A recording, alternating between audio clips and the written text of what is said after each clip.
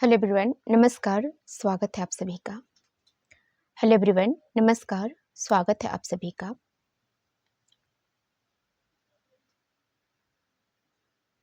Hello everyone, नमस्कार। स्वागत है आप सभी का। धर्म से ही अर्थ की प्राप्ति होती है।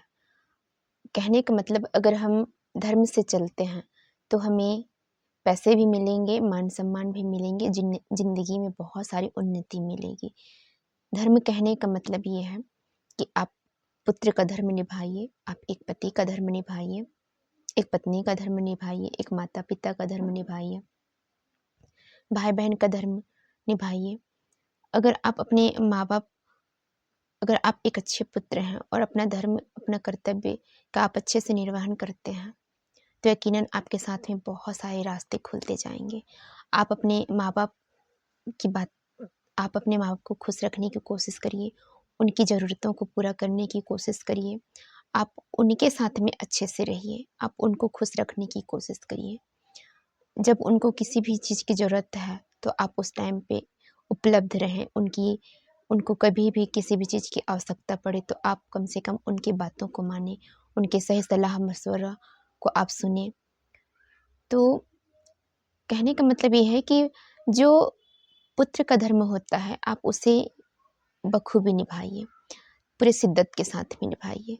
और जब आप माँ बाप को खुश रखेंगे ना, आप सुबह उठकर आप भगवान को स्मरण करते हैं, साथ में अगर आप सुबह उठकर अपने मम्मी पापा का चरण स्पर्श कर लिए, उनको दिल से आप धन्यवाद दे दिए और उनका चरण स्पर्श कर दिए, तो देखिए कि आपके माँ बाप आपको कितना सारा ब्लेसिंग देते हैं।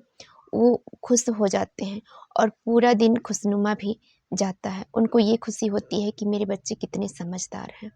इन चीज़ों से आजकल के बच्चे थोड़ा दूर हो रहे हैं, मगर ये बहुत ज़रूरी है।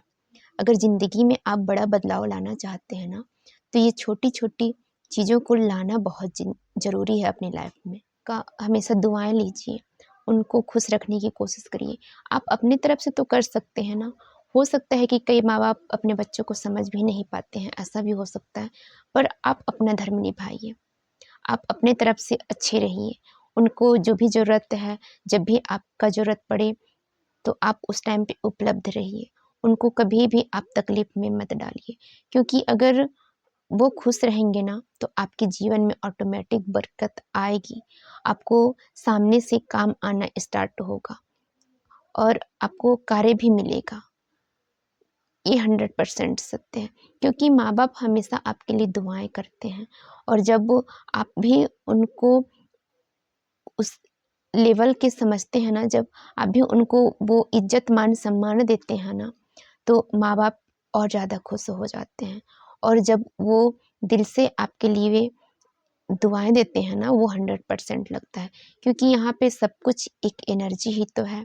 जो चीज़ें हम दिल से किसी को दुआ देते हैं, वो भी हमें लगती है और जब हम बद्दुआ देते हैं, वो चीज़ें भी लगती हैं। तो इसलिए बोला जाता है कि आप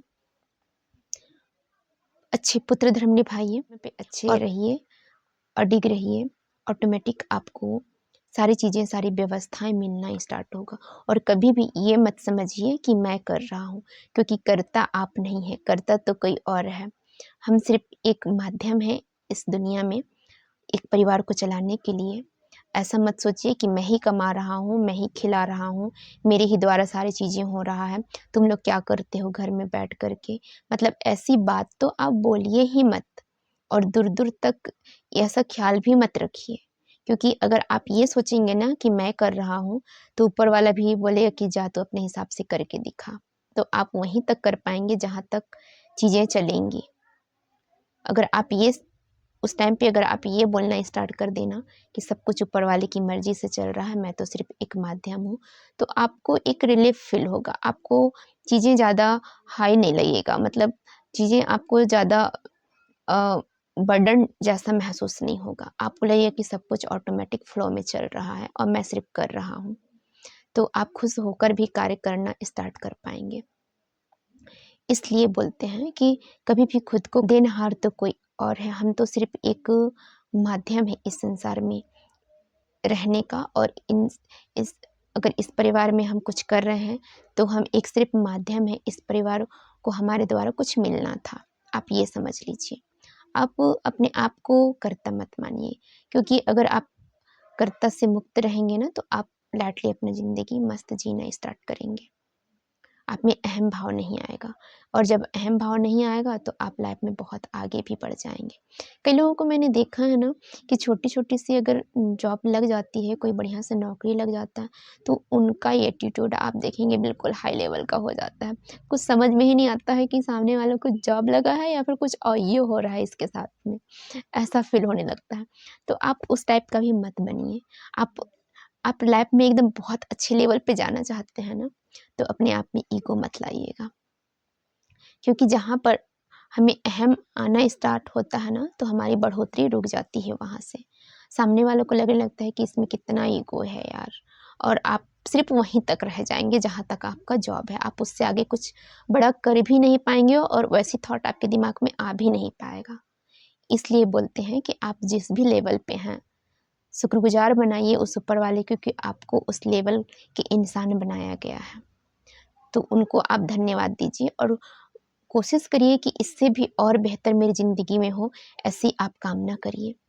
तो आप शांत भी रहेंगे और खुश भी रहेंगे, आप में अहम भाव से आप दूर रहेंगे, और जब आप अहम भाव से दूर रहिएगा ना, तो आपको लाइफ में नए मार्ग भी मिलेंगे, नए लोग भी मिलेंगे, और ऐसा-ऐसा चीज़ होगा जिसकी आपने कल्पना भी नहीं की होगी। लोग आपको खुद आगे बढ़ाएँगे।